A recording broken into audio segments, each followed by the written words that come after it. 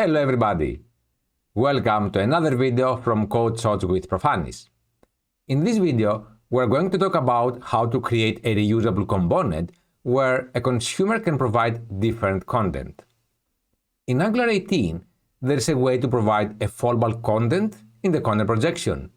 But how about if you are not yet in Angular 18? Well, stay tuned till the end of this video to learn how to achieve this in Angular 18 and prior that. So without any further delay, let's get started. This is the component that we're going to use, and what we have here is just an image, a title, and then we have a content. And we will try to provide different content in this slot.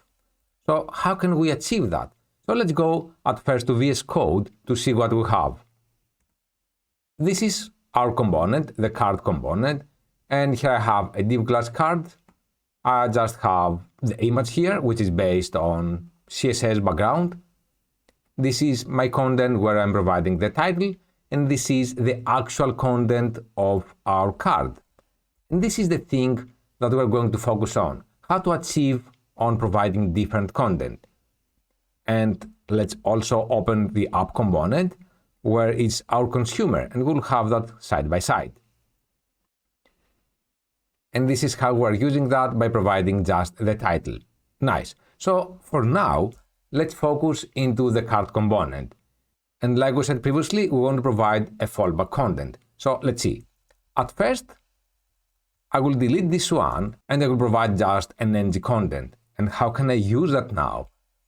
To use the ng content, all you have to do is between the open tag and the closing tag, here, we can provide our content. And let's say this is the content of the card.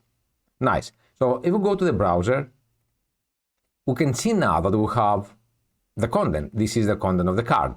Awesome. So this is the very first approach of how to provide a content. And the case now is how about the fallback content? In this case, we have to use a template. So what I'm going to do is the following. I will start first from the consumer, which is the app component HTML. So let's focus in this guy. And I will be like, you know what? I want here to have an ng template. And the name of this one, I will have just a template reference variable. I will name that content. And you know what? Let's use this one. This is my template. This is my template reference variable. And this is the actual content of that template. Nice. So let's now go to the card component and try to use this one. I will scroll down a bit, and here I'm going to use the signal queries to query actually this kind of content. And here I will have my content ref, and this is going to be a content child. And in this place, we'll have to provide the locator, and the locator in our case is the content. So I will have just the content here. And please note that what we are getting from this one is a template, since this is what we have here, right? So in this case, what we can do is provide an option, and we can be like, you know what? I would like to read that token, the token of the template. That's why we have here the template ref. Nice. So since we have that, let's now use this. And like we said previously, we're not going to use the ng content here, but we're going to use that provided template. And in this case, I will use an ng container, and I will provide the ng template outlet of the content ref. And what is the problem here? Well, first, the problem is that the content ref in this case is a signal, and in any case, I have to use the getter. And furthermore, this is not required. So if I have this required, we no longer have any issue here. But you know what? This is not our case, and we will see later on why this is not our case. So for now, let's focus into this one by exclamation mark, and we will improve that later. And now if we go to the browser, we can see that we have this kind of content. Nice. So it seems that instead of ng content, we're using the ng template outlet, and we are grabbing just the template that has been provided into this app card. But perhaps you don't like having this kind of content here, which is a bit of magic string, right? So let's try to improve this. And in this case, it would be nice to use a directive. So I will go just here, and I would like to create one more directive, and I will name that card content directive.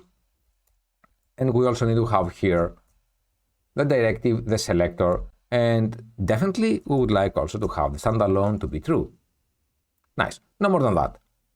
And in this case, what we can do is, instead of having the ng template here, I will delete that, I will delete that, and I will simply have here the asterisk and the app card content. And the app card content is this selector. And please note that by using here this kind of symbol, the asterisk, it means that our content is wrapped automatically into an ng template. This is how the structural directives behind the scenes works in Angular. So having this one, and of course, to make this work, we'll have to import the card content directive into our app content HTML. So let's go here and just import this guy. Nice. So this is a second improvement of this one. And you know what? Let's scroll down now a bit into the card component, and we'll have to do one more change. And the change in this case is that we no longer want to query directly the content, because we no longer have this kind of magic string. What we have to query, our locator, should be the card content directive. So let's do that here. This is going to be my card content directive. And of course, in this case, we expect everything to work as expected. And if we go to the browser, we can see that, yeah, indeed, we have the provided content. Nice. So let's go to the browser to see what we have achieved so far. So far, we have just created the app card content, which is a directive. We're using the asterisk, and like we said previously, this wraps our content in ng template. And this is actually what we are reading from the card component. We're reading the template ref, which is the template that is behind the scenes of this asterisk. And then we are simply using that template into the ng template outlet. Awesome. Allow me here to have just a comment and say that if you want to learn more about the ng content or how the ng template works, I highly encourage you to check the comments, and into that comment you will see 2 more videos that I have created, and I highly encourage you to watch these videos. So again, now let's focus into the card component and do the following. We would like now to provide here a condition, and the condition will be, if my content ref is there, if it's truthy, I would like to use this guy. Otherwise, I would like here to have my default content. And let's say that this is going to be under a paragraph tag, and this is my default content. Nice. And please note in this case that perhaps we could delete the exclamation mark, but currently there is an issue with the type narrowing when using signals, and we have to provide that there. But in any case, we are safe since we have here this kind of condition. So if we go to the browser, we expect everything to work as expected. How about now, if for any reason we have a consumer and that consumer does not provide any content into that card? Well, we expect to use the default content, right? So let's see that in action. And this is it. This is our default content. And this is a way of how to use a fallback content prior Angular 18. But how about now in Angular 18? How can we achieve that? Well, this is the amazing part, and let's see how easy this is. At first, we no longer need to have this kind of directive. And we no longer need to have this kind of content ref.